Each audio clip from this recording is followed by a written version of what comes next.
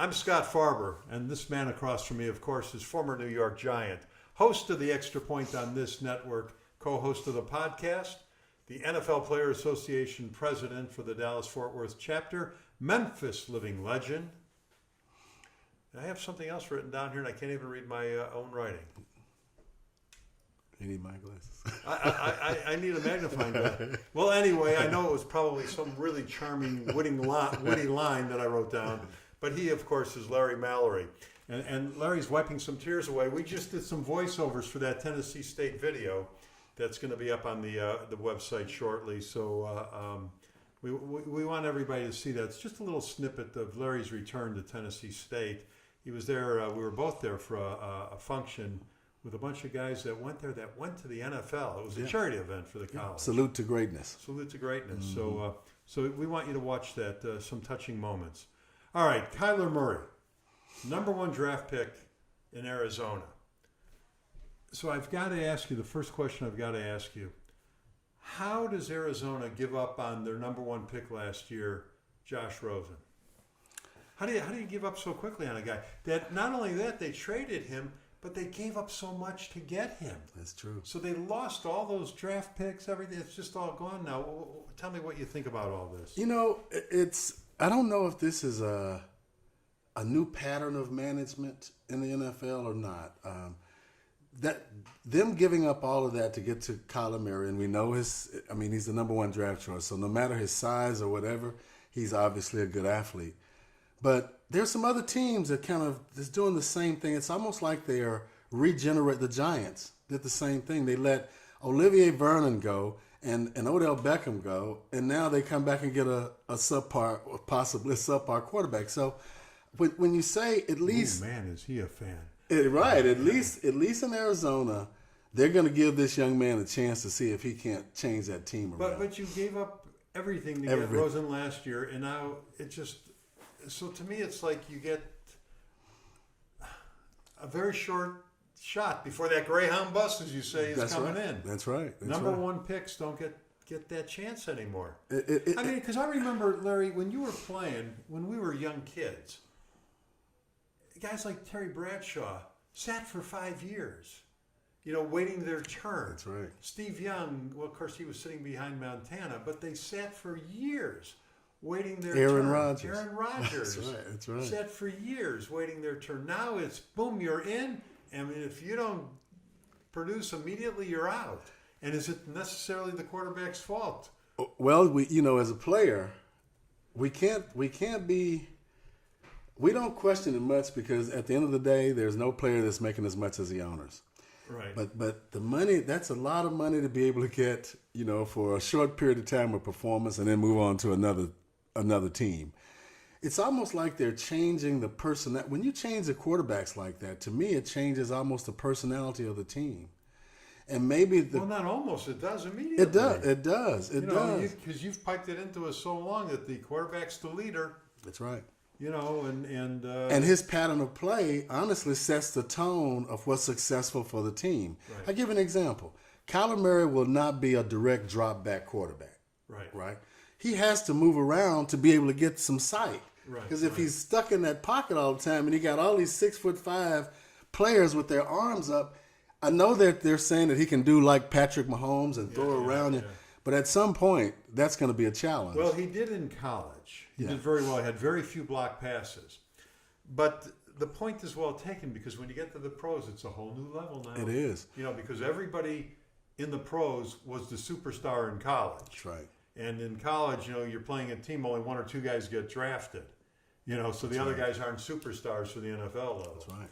So it's going to be interesting, but it seems to me, and I'm not saying it's the wrong thing of what they did, but boy, they gave up so much in draft choices and everything to get Josh, and they didn't have a big year, and I don't know, we'll see. We will, and the other part of that, Scott, I think is whoever drafted that gentleman, right? Especially if he was a first-round draft choice, and obviously he was going to be, that team was going to change. Right. His playing style is different than the traditional 6'5" Trubisky type quarterback. And so obviously for them to decide to make this decision to move that salary where they have to move the salary and to give him that leadership role, which always comes with being a quarterback. I guess I guess the organization was at a point where it was ready to change their whole personality. Yeah. Because I think that's what's going to happen with this team. You won't be able to predict they'll have a whole new playbook. Yeah. So we'll see how that works with some of the other defensive coordinators. Kyler was funny. I didn't hear this whole interview. I just heard a snippet of it where they were asking him about the baseball compared to the football and everything. He goes, I stood out in that outfield in cold weather in Norman, Oklahoma, on the baseball field, and waiting for the next pitch, and then waiting for the pitcher to come out, And he said, standing out there in that outfield, or being the quarterback in the NFL, So interesting. I guess the pace of the game and the spotlight on the quarterback compared to the guy standing in the outfield was what did it for him. Yeah. Now, I know there's a few outfielders that might differ with him on that, but it was interesting to hear his take, even though I heard a very short snippet of that. The new head coach there, Kingsbury, failed to get Kyler when he was at Texas Tech. He wanted Kyler. He was trying to recruit him. Kyler played here at Allen, right. a suburb of Dallas, and so now they're finally hooking up together. It's just going to be interesting to see what happens with this kid. Now, I got to give a shout out to Oklahoma. It's that's two in a row for the Heisman Trophy. That's true. And 2 in a row the number 1 draft pick. That's true. And Baker heard a lot of the same things. Baker Mayfield, of course, we're talking about in Cleveland now. Yeah. Too short, not fast enough, all of these things. But Baker had a pretty good year. That's a good point. I think Kyler's going to do well. And I hope Josh, who got traded to Miami, does real well because I think he's quite a talent too. Yeah. All right, now let me ask you this now. Number 3 in the Heisman voting was Dwayne Haskins, a quarterback, who went as the 15th pick to Washington. And he trash-talked all the other teams for letting him slip the 15th.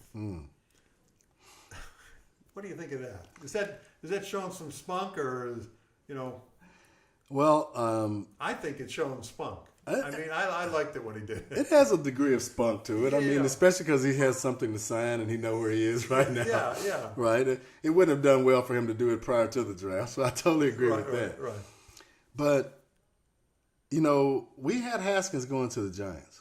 Right. And to me, I'm sure that the interest that the Giants showed him prior to this draft also had him thinking that was the direction he was going. So what happens, though, during this draft, when we're on the clock, what is happening? What changes? I don't know, because at the end of the day, I ended up going to the World League first, right, and not going through the draft system. But it does have a relationship with the overall team's perspective. If you notice, each team has all of their position coaches. Everyone is in that room dealing with the pre-strategy for, draft selections. Right. What I found interesting, especially in some of the combination of players that they select, when you look at the type players, the Giants out of, let's say, 12 picks, 8 or 10 of them were defensive players. So, you usually kind of move toward where you think that your needs are. Right. And so for me, I felt that our best need with the Giants was a quarterback, and I felt that Haskins was the one that we needed because he could come in and learn from a Super Bowl quarterback right now, and Eli Manning. I thought that it would just elevate the team. And then when I looked at the combination of draft choices from them, most of them were defensive players. So as you look across the teams, I guess from the Arizona perspective, they felt that their offense needed a motivation. What did the Bears feel? In their situation, they felt that they were almost there. If you look at the Bears combination, they only picked players in the areas in which they felt that there was a weakness because they feel that they're strong. Well, the Bears, had given up a lot to get Khalil Mack. That's right.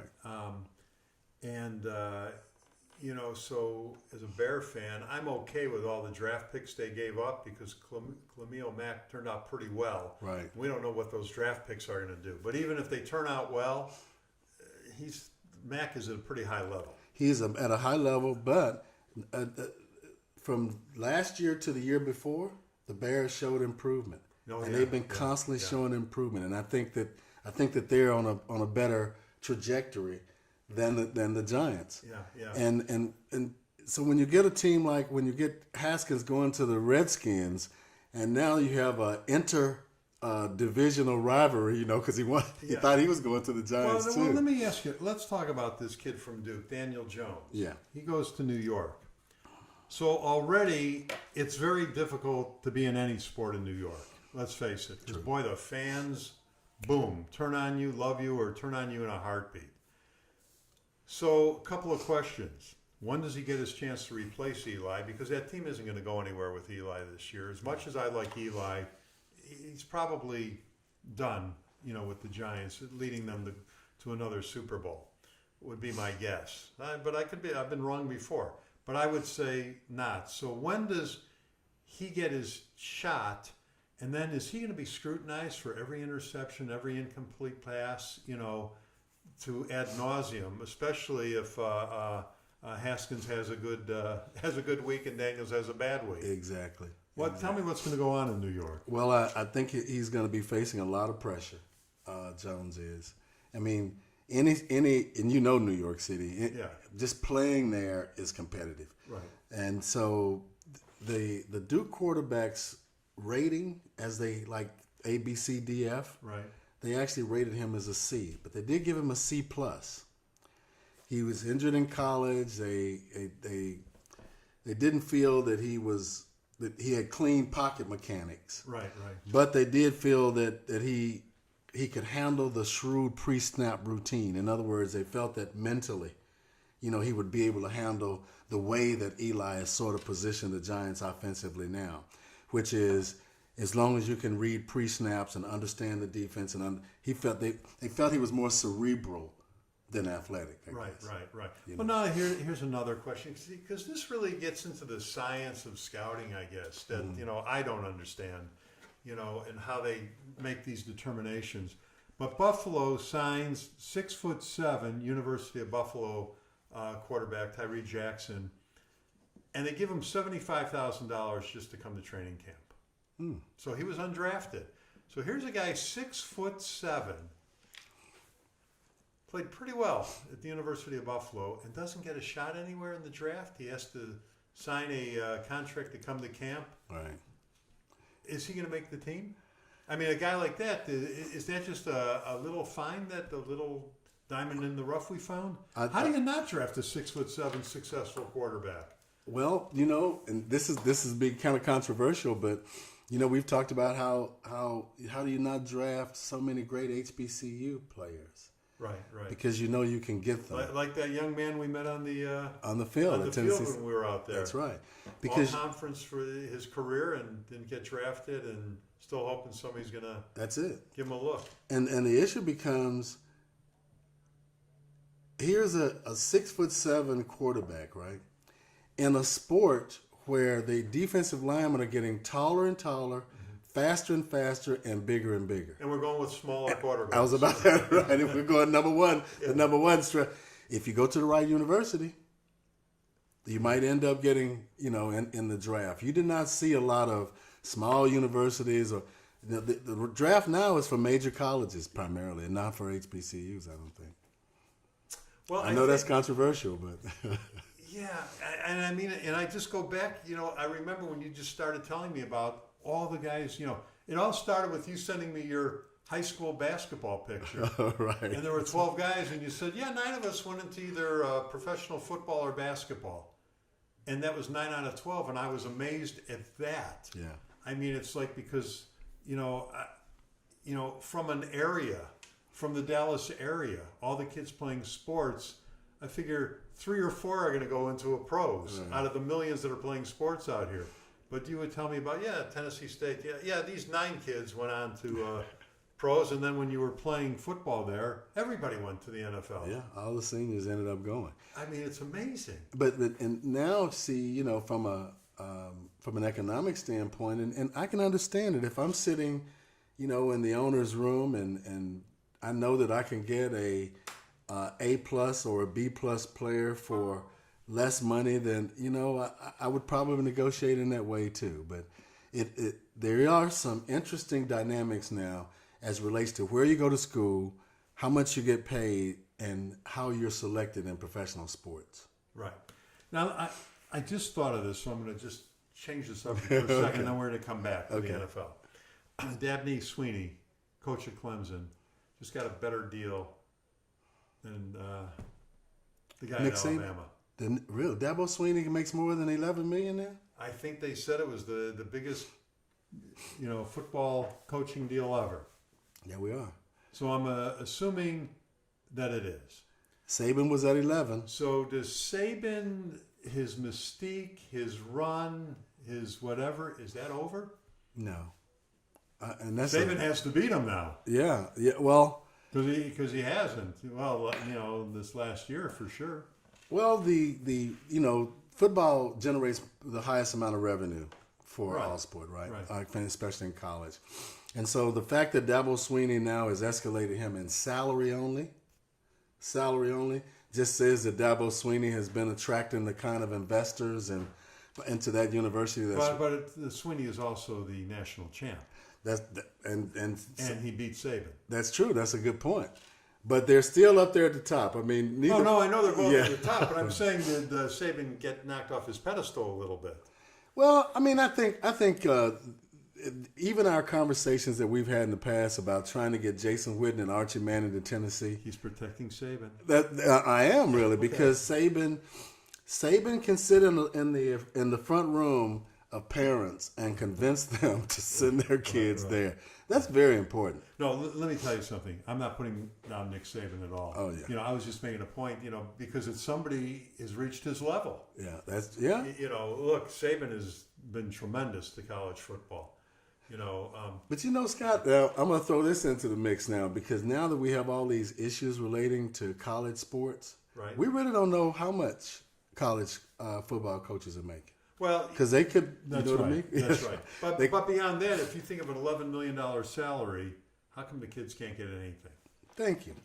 You know. Thank you. How is it that you can make an $11 million salary and if you sell your jersey for 75 cents, you lose your scholarship? Yeah. That's going to be There's a lot of questions. Yeah, and that's going to be a good conversation coming around in the future. Yeah. All right. Well, let's go back to the NFL before we get in trouble. Okay. All right. We'll start talking too much.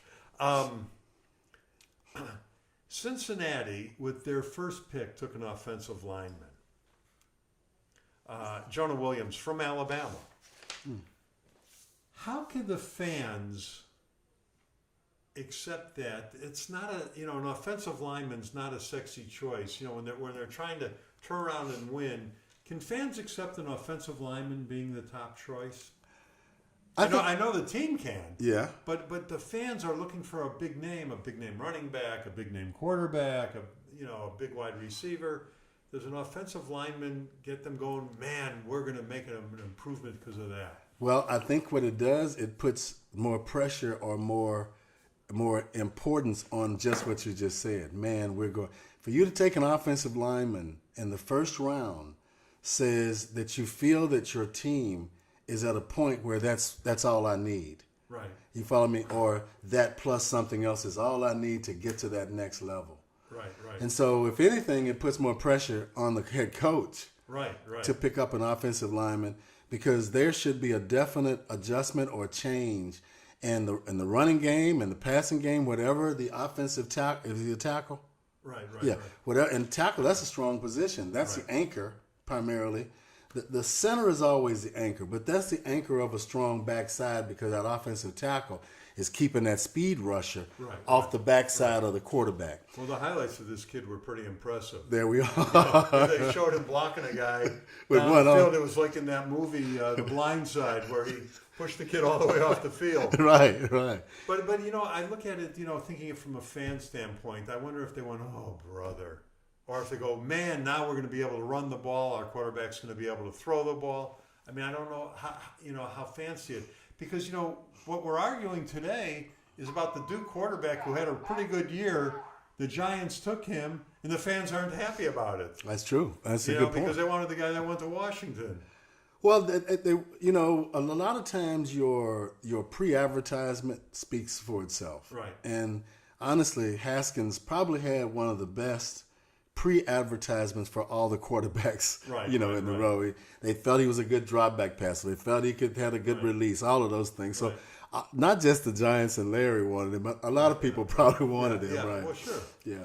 But all in all, I think that when a head coach, or when a team, when they select a non-explosive position, Right. that's a dire need for that position, and that's probably what's going to. So now these be kids tested. that were drafted like these quarterbacks, when do they get a chance to play? When is Jones going to be able to play in a football game? Well, to be quite frank with you, I don't think that we can predict that anymore because one injury will have him in there. Right. So I think that, But if the Eli's Giants. not injured, if Eli doesn't get injured, Eli Then- plays the whole year. That's what I think. Okay. And know that 2016 was a terrible year. 2017 was a little better. 2018 they only won 3 more games than they won the year before. So they're not improving that well. Right. They're not going to bench Eli. He's won the Super Bowl for him. Twice. Yeah. So he's going to have to sit down or say I'm finished or get this kid ready to go. So is Eli a Hall of Fame quarterback? He has the credentials at this point. And in America, if you have the credentials and the last name, you're probably going to, reach the higher levels of whatever industry you're in. Right. He has an illustrious last name in terms of being a Manning, and he's done the right things to win. He probably will be a Hall of Fame quarterback. Okay. Was Archie Eli's dad? Was he in the Hall of Fame? His record with New Orleans was awful. It was. But he was a touted quarterback. Yeah, But and the very team was, respected. but the team was, they didn't win. All right, we looked it up. Archie Manning was inducted into the Football Foundation College Hall of Fame, and is members of other Hall of Fames, including Louisiana and Mississippi.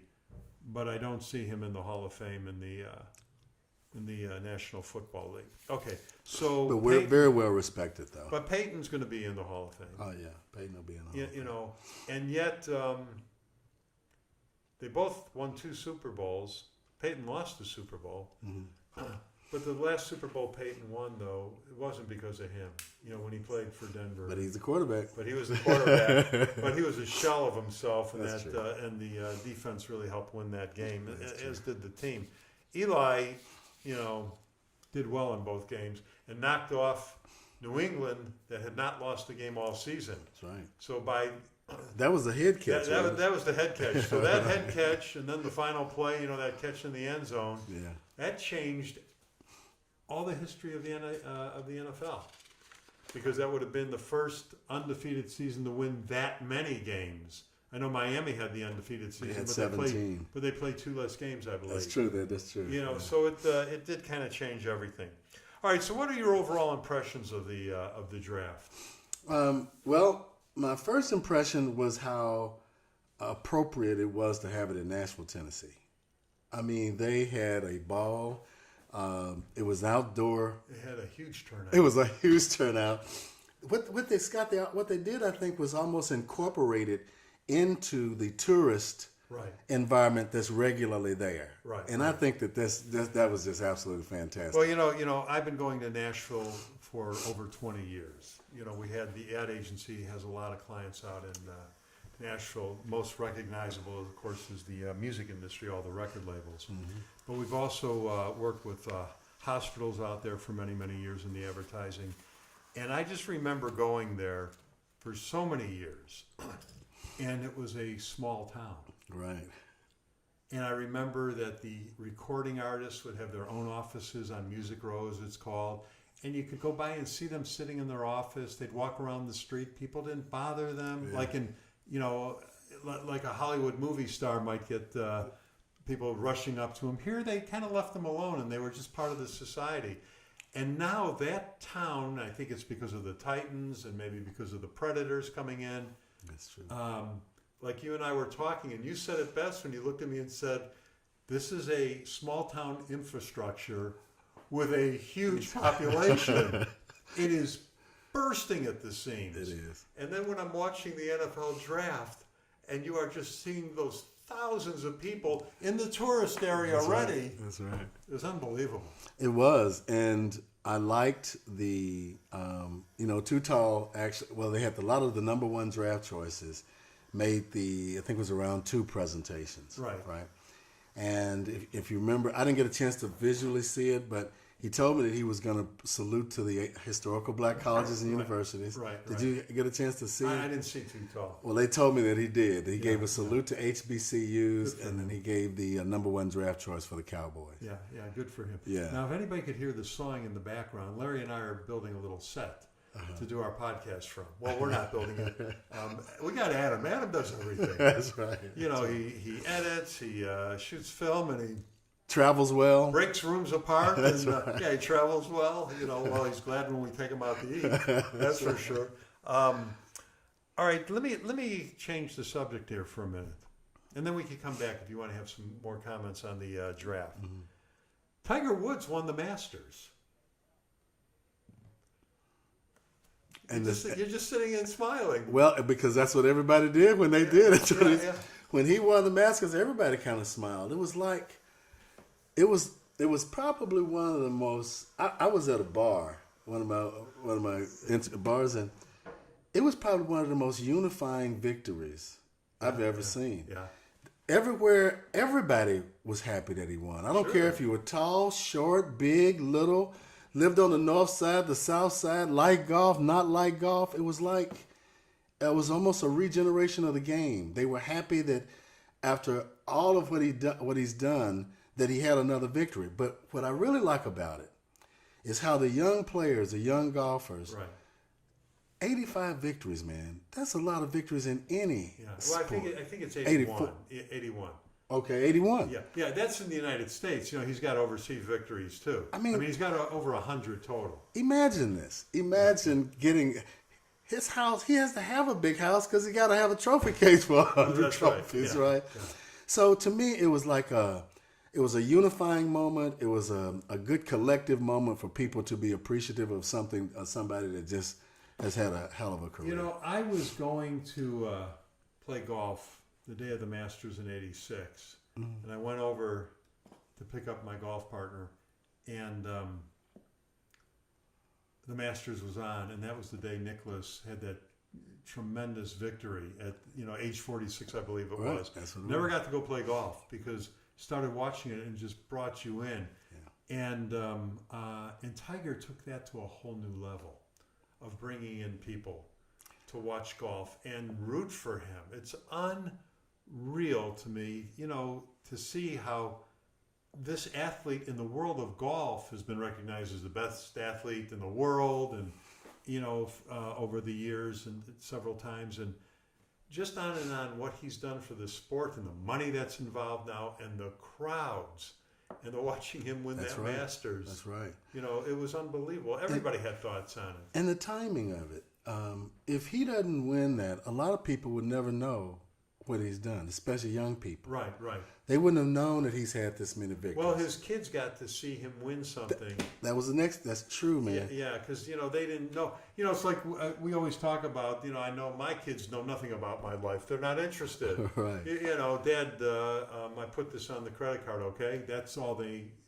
Right. They know in life, and Tiger's kids are still young enough not to have known him when he was Tiger Woods. That's right. They've known him when he's had the bad back and laying on the couch in pain. And that he's been in a divorce from their mother. And Right, That, right. In fact, in this day of just constant news feeds, Right.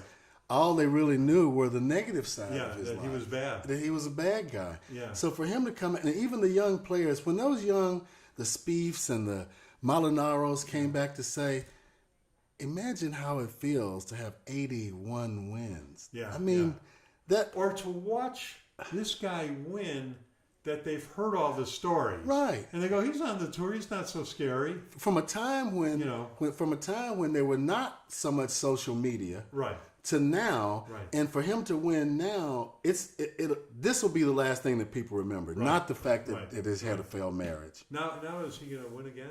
I think so. Is he going to win another major? I think he will win another major. Does he need to win any more to be considered the greatest golfer?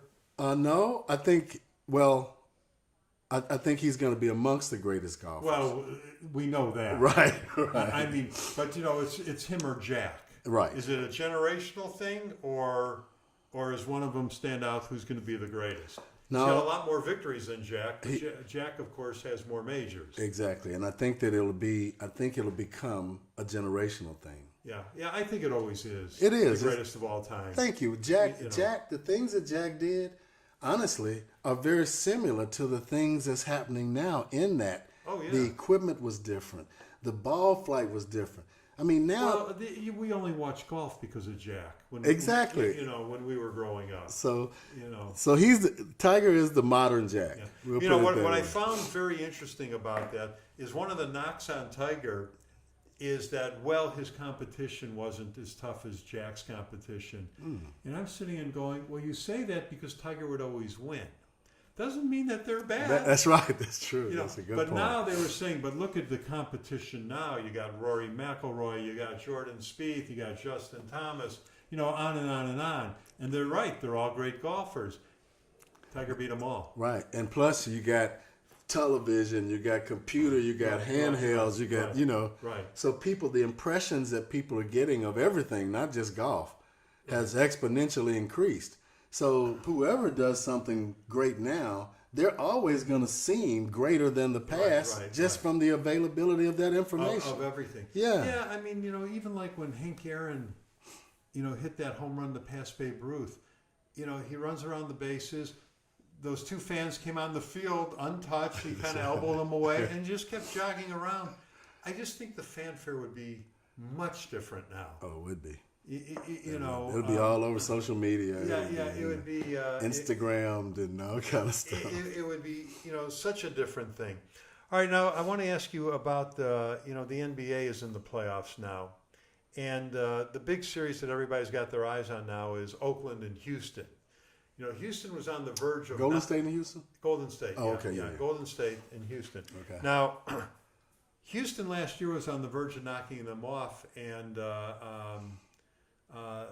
Chris Paul went down, got injured, and couldn't play, and Oakland or Golden State won Game 7, Right.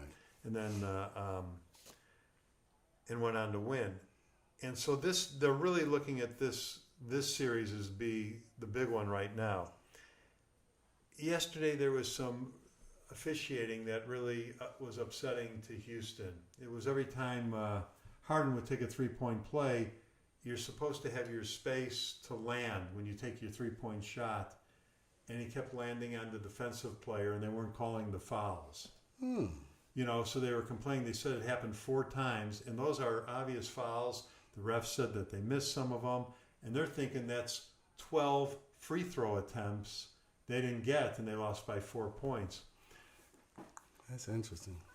The one knock I've always had on basketball is I'm watching that game, you see guys clobber each other under the basket, and then you hear the announcers go, "A great non-call." And then I see somebody touches them while they're dribbling the ball, and they blow the whistle. How much do the refs in the NBA control a game? Outcomes of games?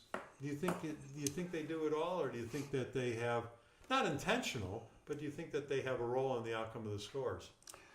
I do think that they have an impact on the game, and therefore obviously the outcome of the game and the scores. This is I hadn't heard this, what you were sharing with me, but as you were telling me about it, it felt like it was a plan. It felt like... Oh, I don't think it was, but... No. That's going to be out there, I'm sure. No, it felt like a Belichick plan. Yeah. The head coach for the Golden State is... Steve Kerr. Steve Kerr, who also has done a hell of a job keeping all these superstars aligned. Right. But to me, he's also kind of cerebral because and Steve Kerr was a great 3-point shooter. That's right, and he understands the fact that he has a Stephen Curry, he has a Curry and the 7-footer. Yeah. And manages them properly. So for that to happen on a consistent basis, to me, that sounds like a Belichick film watching session. Figuring something out. How to get under Harden's skin. Thank you very much. Yeah. That's all that sounds like to me. And if they're not calling it, keep doing it. Keep doing it, right? Yeah. Yeah, okay. Well, that takes a lot of the that changes up how people are thinking and everything. Yeah, it's Steve Kerr is out there thinking. Yeah, You know, and those he's are- noticing. yeah. He's noticing. You know, Harden is a step back guy. Right, right. So he's noticing, okay, if you're gonna do this and step back on me, then if I get up on you, then you're really losing your timing to a Right, degree. right. So to me, he's trying to throw off the timing Right. because now when Harden shoots, he thinks even if he thinks he's gonna come down Right. wrong to turn his ankle. Right, right. Well, you know what's funny because That's you funny. know, like me and our viewers, you know, average fans, we don't realize how much goes into the thought process, the science of the game. Yeah, yeah. You know, I like to say how I know a lot of the science of the game of baseball, but the science in every sport. It is. You know, people just, you know, it's my wife. She goes, well, in football, don't they just pound each other? And if the guy runs through, you know, there's no concept that there's a technique. There's a how to, you know, you watch film on this guy all week. That's right. And how to play him and everything. It's, you know, it's just all there. How do you think that's going to turn out? That series. I think Golden State with they've added, is it Cousins? Yeah, Boogie yeah, Cousins. yeah. They it's going to be hard to beat them. To me, they're a matchup issue. Well, You know, when it's you gonna got a be hard to 7-footer. You know, they got Kevin Durant. Yeah. You know what I found interesting, and I was talking to my son Jordan about this. You know, Steve Curry was being touted a couple of years ago as better than Michael Jordan. Oh yeah, Stephon. Yeah, okay. You know, Stephon Curry, and then they got Kevin Durant, who clearly became the best player on the team. Thank you. You know, and And it seems though, see how Steve Kerr is making them all. Yeah. You know, well, Steve Kerr learned that from the Bulls coach. that's true Yeah, because he was with Jordan and all those Yeah, guys. because they couldn't win until he what's his name? It escapes me. You know, their coach, the Bulls coach, their great coach. We know who we talking about. Hey, it's the age. People. It's That's the age. right. Oh, don't make me look it up. Let me look it up real quick. It's stupid that we don't know Bulls championship coach. I mean, I'm gonna, you know, we're both gonna get Phil Jackson. Phil Jackson always said I could be a great coach if I have great players. Yeah. And you know, you go, oh yeah, well anybody could do that. No, he had to teach Michael Jordan how to be a teammate and realize he had other teammates out there and keep them all in their role. And when he went to the Lakers and started winning all those titles, he had Kobe and Shaq feuding, I'm sure, you know, and had to get everybody to be on the same page. So it's difficult with a group of superstars. And Steve Kerr, look what he did. He had Stephon Right. Curry, and now he's got Kevin Durant, and Boogie Cousins. you know, And the interesting thing is that he did therefore have a mentor in that coaching style. Phil Right, was his right, mentor right, in that right. coaching style. I never looked at it that way. That's an you know the Clay Thompson. You know, all of these guys are superstars in their own right. yeah, And he had to get them all to be figure out how to cohesive. play together. That's right. You know, and now That's a Milwaukee, challenge. because they have that one superstar.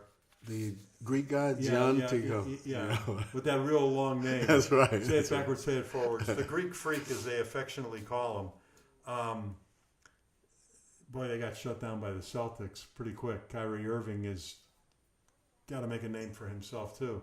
That's going to be a great series, I think. I look forward to that. Yeah. I hadn't been watching it. Well, you know, it's just underway. yeah. You know, I watched a little bit of that game. Milwaukee had a span of like 5 minutes where they missed every shot. Really. And so Boston was able to pull away there, and they could never get back. But it's going to be interesting, and that's why they play them. Quick question though on that: do you feel has Kyrie become the leader of the Celtics? Yeah, Kyrie's having a tough time out there. The fans want him to be gone. They feel that he's too much Kyrie and not enough the rest of the team. Not Celtics. But yeah. let's see what happens in the playoffs. That's what matters. Mm-hmm. You know, it's like with Golden State, seemed to have a pretty tough year. They still are the number one seed, but they lost some games this year. Yeah. But you know, I remember Michael Jordan always saying, we just want to get to the playoffs. Yeah. This season is so long. We just want to get there. So we'll see how it all develops. It'll be interesting. But we never finished up. Is Tiger going to be the greatest of all time, or is Jack going to be? Or oh no, we said it's going to be a generation. Yeah, it's going to be a generational thing. You know. And they have I think they have a lot of solid reasons why it should be generational. Right, If right. not from equipment to courses. You know, they even have to change the courses around when the equipment changed to Right. move traps out to be longer. Right. And so I yeah. think it'll be a generational thing. Yeah, and right now it looks like Tiger's going to be, once he is determined the greatest of all time because of the generational thing, he might be a while because this generation now, there's nobody running away with it. Yeah. We thought Rory would run away with it. We thought Spieth would run away with it.